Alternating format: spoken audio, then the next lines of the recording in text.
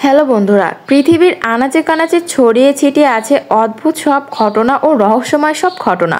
তবে বড় কোনো শহর বা উন্নত কোনো দেশ নয়, কিন্তু এই দেশটি নারীদের সৌন্দর্যের জন্য বেশি বিখ্যাত গোটা পৃথিবী জুড়ে।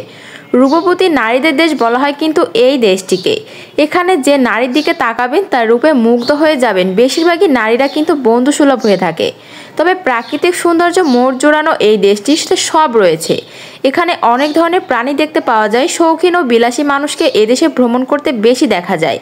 এ দ্বীপের ঐতিহাসিক স্থাপনার পাশাপাশি প্রাকৃতিক সৌন্দর্যে ভরপুর এবং দর্শনীয় সব স্থান রয়েছে যা কিন্তু অন্য দেশে খুঁজে পাওয়া যাবে না। এদেশের বিনোদনের ব্যবস্থার জন্য এখানে রয়েছে অনেক কিছু। আজ আপনাদেরকে জানাবো মরিশাস সম্পর্কে কিছু অবাক করা তথ্য। জানার জন্য কিন্তু ভিডিওটি অবশ্যই শেষ পর্যন্ত দেখতে থাকুন, একটু কিন্তু স্কিপ করবেন না।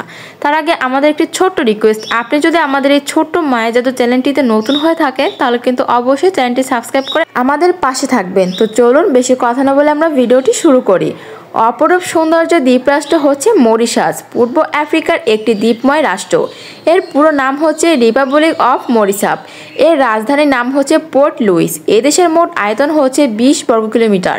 তবে দেশটির বর্তমান জনসংখ্যা প্রায় 13 লক্ষ। তার মধ্যে প্রায় 7.5 লক্ষ মানুষ সনাতন ধর্ম হিন্দু বলেও রয়েছে। মরিশাসের 9টি জেলা রয়েছে, যার বেশ কয়েকটি শহর ও গ্রাম নিয়ে কিন্তু গঠিত। তবে স্বাস্থ্যসেবা খুবই উন্নত দেশটির। সরকারি পর্যায় থেকে জনগণকে বিভিন্ন মাধ্যমে স্বাস্থ্যসেবা দেওয়া হয়। তবে দেশটির বিভিন্ন ধর্মের লোক বসবাস করে। প্রতিটি উপনিবেশ শাসকরাই দেশটির সৌন্দর্যে মুগ্ধ হয়েছে। তবে ভারতীয় সমুদ্রের দক্ষিণ পশ্চিম দিকে অবস্থিত আফ্রিকার সমতল ভূমি থেকে প্রায় দূরত্ব 10 কিলোমিটার দূরে অবস্থিত এই দেশটির রাষ্ট্র। তবে ভ্রমণকারীদের বেড়ানোর জন্য মনোমুগ্ধকর একটি দেশ কিন্তু মরিশাস। তবে এদেশের হিন্দু জনসংখ্যা হচ্ছে 50%, খ্রিস্টান হচ্ছে 30% এবং মুসলিম হচ্ছে 10%। মরিশাসে প্রায় 10,000 বাঙালি কর্মরত আছে। প্রতি বছর পর্যটন শিল্প থেকে এদেশে প্রায় আয় হয় 50 কোটি টাকা। প্রতি বছর জুন থেকে নভেম্বর পর্যন্ত বৃষ্টি খুবই কম হয় দেশটিতে। তবে তখন দেশটির পর্যটন মৌসুমে মরিশাস একসময় একটি নির্জন দ্বীপ ছিল। এটি উৎপাদন হিসেবে দেশ পরিচিত ছিল। তবে 8ম শতাব্দী থেকে প্রায় 8 লাখ মরিশাস এখানকার কিন্তু প্রধান আখ রপ্তানি হয়েছিল। আখ কিন্তু এদেশের প্রধান ফসল। তবে দেশের প্রায় 90% বেশিরভাগ কিন্তু কৃষির ক্ষেত্রে আখ চাষ করে থাকে। তবে মরিশাসের কিন্তু নানা জায়গায় সবুজ রঙের আখ ক্ষেত দেখতে পাওয়া যায়। অনেক এলাকা জুড়ে কিন্তু আখ চাষ বিস্তৃত। মরিশাসকে বলা হয় করের স্বর্গরাজ্য।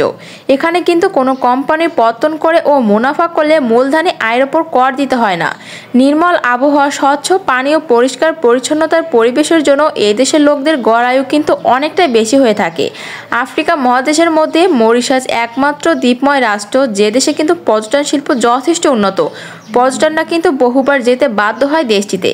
পৃথিবীর 3টি দেশ আছে যেখানে হিন্দুরা সংখ্যাগরিষ্ঠ। তার মধ্যে একটি হচ্ছে আফ্রিকা মহাদেশের এই মরিশাস। এই মরিশাস দেশ ভারত ও বাংলাদেশের নেপালের পরে যদি মন্দিরের দেশ বলা হয় সেটি হচ্ছে মরিশাস। এখানে কিন্তু হিন্দুদের অবস্থান সব থেকে আগে। মরিশাসের এমন কিছু সুন্দর সুন্দর মন্দির রয়েছে যেটা দেখার জন্য প্রতি বছর অসংখ্য পর্যটক সেখানে ভিড় জমাতেই থাকে। তবে এই মরিশাসের অধিকাংশ মানুষই কিন্তু ভারতীয় বংশ উদ্ভিদ। মরিশাসের অধিকাংশ লোক হিন্দি ভাষায় কথা বলে থাকে। তবে অল্প কিছু সংখ্যক লোক ফার্সি ও ইংরেজি ভাষায়ও কথা বলে থাকে। এদেশের নাম হচ্ছে রিপাবলিক অফ মরিশাস। দেশটিতে কিন্তু 1947 সালে স্বাধীনতা লাভ করে। 1971 সালে 12ই মার্চ প্রজাতন্ত্র রাষ্ট্র হিসেবে পরিচিত হয়। এটি একটি রিসোর্ট ও অসাধারণ দেশের বৈশিষ্ট্য। রাতের জীবনযাপনের জন্য এখানে কেনাকাটা সুবিধাও রয়েছে। উত্তর দ্বীপময় রাষ্ট্র কিন্তু এটি। চমৎকার ভ্রমণের জন্য একটি চমৎকার জনপ্রিয় রিসোর্টও রয়েছে কিন্তু দেশটিতে একবার গেলে আর ফিরে আসতে মন চাইবে না। এলাকার নানান মজার জন্য উপভোগ করার আয়োজনও রয়েছে কিন্তু এই দেশে।